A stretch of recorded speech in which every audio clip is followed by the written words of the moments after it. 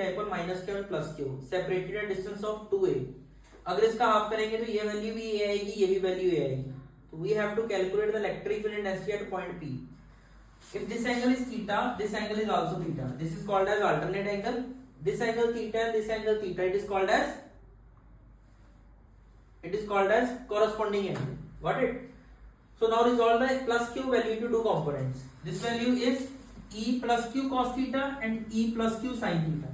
So जिसके साथ theta लगा है उसके साथ प्लस cos थीटा आएगा, जिसके साथ थीटा नहीं लगा उसके साथ sin थीटा आएगा.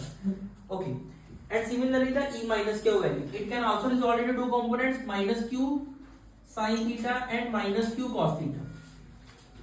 From the diagram it is clearly seen that e plus q sin theta and minus q sin theta are equal and opposite to each other, so they cancelled out. So net electric energy किसके लिए आएगी? इन दोनों values को simply add कर देंगे, बाहर negative sign आएगा. Negative sign it defined that direction is opposite to that of electric field. Got it?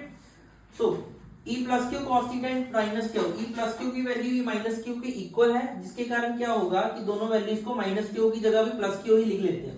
तो दोनों वैल्यू को सिंपली ऐड करेंगे तो ये वैल्यू आ जाएगी 2e plus q cos theta. Simple way आई है. तो E प्लस क्यू का फॉर्मूला होता है पॉइंट चार्ज के लिए 1/4 epsilon naught q by r square. What is the value of this value? This is called as root of r square plus a square. So square के साथ root cut गया, इधर value क्या आएगा? cos theta का formula, that is the formula called as base upon hypotenuse. ये triangle consider करनी है, इसमें आपका बेस ये a है, हाइपोटेन्यूज आपका root of r square plus a square. This is the value. और रूट को वैल्यू लिख सकते हैं 1/2.